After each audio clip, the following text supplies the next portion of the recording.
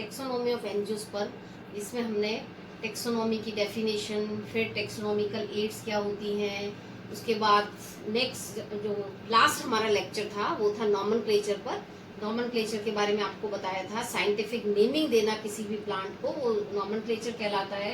Nomenclature की आवश्यकता क्यों पड़ी इसके बारे में बताया था। टाइप ऑफ नॉमेनक्लेचर, जिसमें 3 टाइप्स के नॉमेनक्लेचर दिए गए हैं, बाइनोमियल नॉमेनक्लेचर, ट्राइनोमियल नॉमेनक्लेचर और पॉलिनोमियल नॉमेनक्लेचर।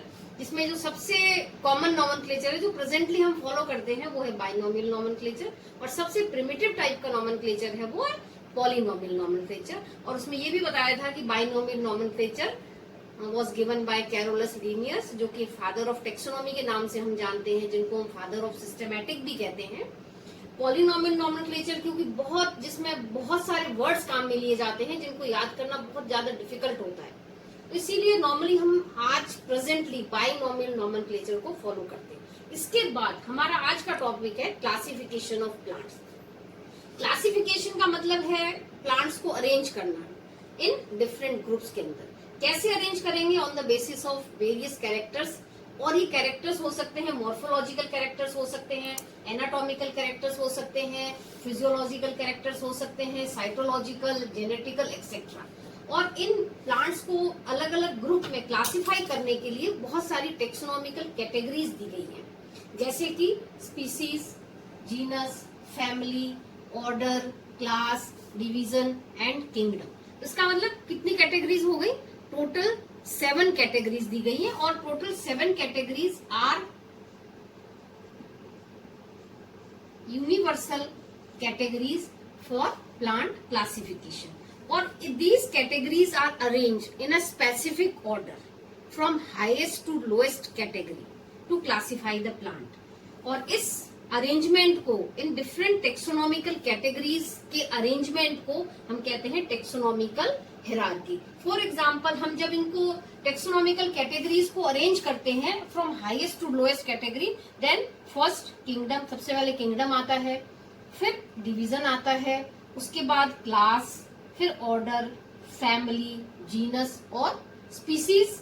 इस एक डेफिनेट सीक्वेंस में हम इनको अरेंज करते हैं। तो जब हम हायर टू लोअर हायरार्की की तरफ जाते हैं, हायर से लोअर कैटेगरी की तरफ जाते हैं, तब सिमिलैरिटीज इंक्रीज होती हैं, और जब हम लोअर से हायर टेक्सोनॉमिकल कैटेगरीज की तरफ जाते हैं तो डिससिमिलैरिटीज इंक्रीज होती है। और इन टेक्सोनॉमिकल कैटेगरीज को एक पर्टिकुलर ऑर्डर में अरेंज करने को हम कहते हैं सिस्टमैटिक पोजीशन। तो कई बार क्वेश्चन भी आता है कि एक किसी भी पर्टिकुलर फैमिली, मान लीजिए पूछा जाता है कि एस्टरेसी की सिस्टमैटिक पोजीशन लिखिए, तो हम यहाँ पे किंगडम क्या है, उसका डिवीजन कौन सा होता है, क्लास कौन सी है, ऑर्डर, फैमिली, जीनस और स्पीसीज, एक डेफिनेट सीक्वेंस में हम उसको क्लासिफाई करते हैं, जिसको हम कहते हैं सिस्टमैटिक पोजीशन। नेक्स्ट है, उसके बाद आता है types of classification.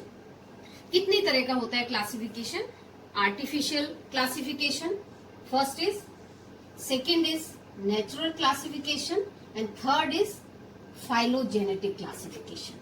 Artificial classification is the most primitive type of classification. और जो थर्ड टाइप है फाइलोजेनेटिक क्लासिफिकेशन, वो most advance type of classification है। अब जो बीच वाला बच जाता है नेचुरल क्लासिफिकेशन, ये एक वर्ल्ड वाइड क्लासिफिकेशन है, जो मोस्टली वर्ल्ड में सबसे ज्यादा क्लासिफिकेशन जो फॉलो किया जाता है वो है नेचुरल क्लासिफिकेशन। तो आगे हम एक एक क्लासिफिकेशन को अलग से देखेंगे कि आर्टिफिशियल क्लासिफिकेशन किसके बेसिस पर दिया गया था, किन साइंटिस्ट के द्वारा दिया गया था, कौन कौन से कैरेक्टर्स उसमें लिए गए थे। इसी तरह नेचुरल क्लासिफिकेशन किस बेसिस पर दिया गया था, किन टेक्सोनॉमिस्ट ने दिया था, और फाइलोजेनेटिक क्लासिफिकेशन कौन से कैरेक्टर पर बेस्ड था और किन के द्वारा। पहला वर्गीकरण है आर्टिफिशियल क्लासिफिकेशन, जिसको हम कृत्रिम वर्गीकरण भी कहते हैं। सबसे इंपॉर्टेंट चीज जो याद रखनी है, it is the most primitive type of classification. सबसे पहले दिया गया वर्गीकरण था, जो कि इसको हम आर्टिफिशियल इसलिए कहते हैं क्योंकि ये कुछ ही लक्षणों पर आधारित था। किसी एक प्लांट पार्ट पर वर्गीकरण दिया गया था, कुछ पर्टिकुलर एक कैरेक्टर पर वर्गीकरण बेस्ड था, इसलिए इसको आर्टिफिशियल क्लासिफिकेशन दिया था। इसमें सबसे पहला नाम आता है थियोफेरेस्टस का। थियोफेरेस्टस को हम सब जानते हैं, फादर ऑफ बॉटनी कहते हैं। इन्होंने सबसे पहले जो वर्गीकरण दिया था प्लांट का, वो था हैबिट के बेसिस पर, उनकी प्रकृति किस प्रकार की है, ट्री, श्रब, अंडर श्रब और हर्ब्स में डिवाइड किया था। और अपने जो भी काम किया था, इन्होंने वर्गीकरण दिया था, आपको ध्यान रखना है यहाँ पे, किसमें पब्लिश करवाया था? हिस्टोरिया प्लेंटेरम के अंदर। It is the oldest classification.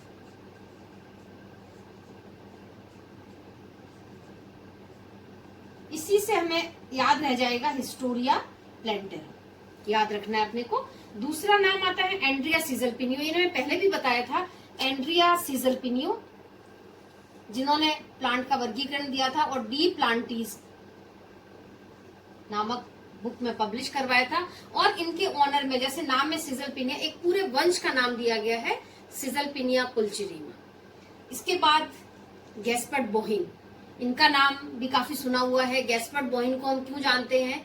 क्योंकि इन्होंने द्विनाम पद्धति, बाइनोमियल नोमेनक्लेचर को प्रस्तावित किया था और बाद में इसको साइंटिफिक रूप देने का श्रेय जाता था कैरोलस लीनियस को। तो गैस्पर्ड बोहिन ने भी जो वर्गीकरण दिया था वो आर्टिफिशियल क्लासिफिकेशन के अंदर आता है और इन्होंने अपनी बुक पिनेक्स थिएट्राई बॉटेनिका के अंदर पब्लिश करवाया था। फिर एक और नाम यहाँ पे बताना चाहूंगी मैं, डायोस्कोरिडिस। इनको हम कहते हैं फादर ऑफ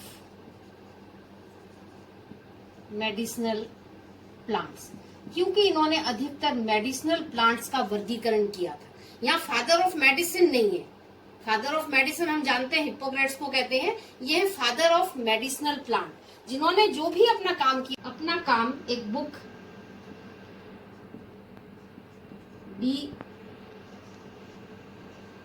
मेटीरिया मेडिका के अंदर पब्लिश करवाया था। इसके बाद नाम आता है कैरोलस लीनियस। जैसा कि हम सब जानते हैं, कैरोलस लीनियस को फादर ऑफ टेक्सोनोमी कहते हैं, फादर ऑफ सिस्टमैटिक बॉटनी भी कहते हैं, जिन्होंने सिस्टमैटिक टर्म दी थी और एक बुक सिस्टेमा नेचुरल के अंदर उसको पब्लिश किया था। कैरोलस लीनियस का वर्गीकरण भी आर्टिफिशियल क्लासिफिकेशन के अंतर्गत आता है, क्योंकि इन्होंने जो वर्गीकरण दिया था वो था on the basis of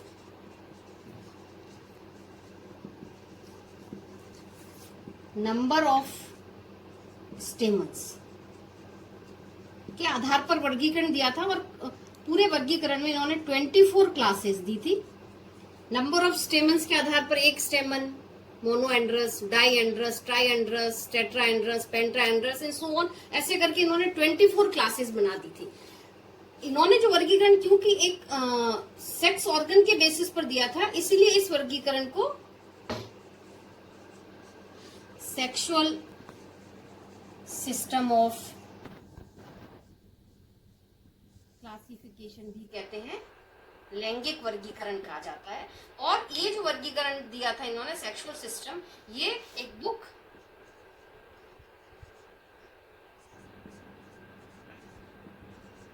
species प्लेंटेरम के अंदर प्रकाशित करवाया था।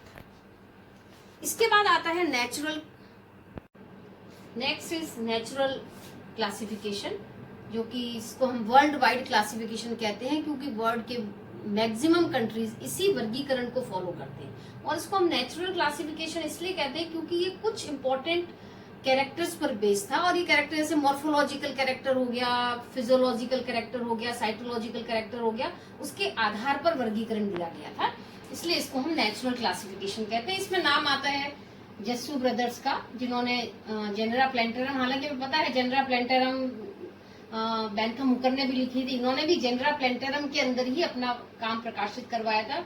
इसके बाद नाम आता है एपीडी कैंडोले का, जो कि नेचुरल क्लासिफिकेशन इन्होंने भी दिया था। एपीडी कैंडोले को हम जानते हैं, जिन्होंने टेक्सोनोमी टर्म दी थी।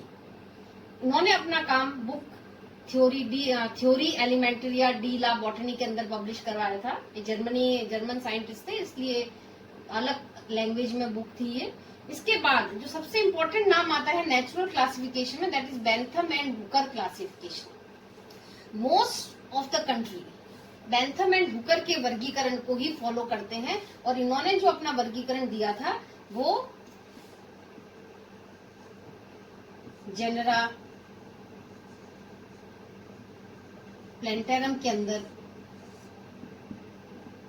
प्रकाशित करवाया था इन 3 वॉल्यूम्स के अंदर, 3 वॉल्यूम इसके प्रकाशित करवाए थे। तो हमारे सिलेबस में जो वर्गीकरण कोर्स में वो एक है नेचुरल क्लासिफिकेशन में बेल्थम एंड हुकर का वर्गीकरण, जो कि हम आगे इसको डिटेल में पढ़ेंगे। तीसरा टाइप है फाइलोजेनेटिक क्लासिफिकेशन, सबसे एडवांस टाइप का क्लासिफिकेशन है, मोस्ट एडवांस क्लासिफिकेशन, क्योंकि ये जो वर्गीकरण दिया गया था वो विकास के आधार पर, इवोल्यूशन के आधार पर और उनके जेनेटिक रिलेशनशिप पर बेस्ड वर्गीकरण था, इसीलिए मोस्ट एडवांस क्लासिफिकेशन कहा जाता है। ये जो फाइलोजेनेटिक क्लासिफिकेशन है सिर्फ अमेरिका और जर्मनी ही इस वर्गीकरण को फॉलो करते हैं, बाकी पूरे वर्ल्ड में नेचुरल क्लासिफिकेशन को फॉलो किया जाता है, इसीलिए नेचुरल क्लासिफिकेशन को हम वर्ल्ड वाइड क्लासिफिकेशन कहते हैं।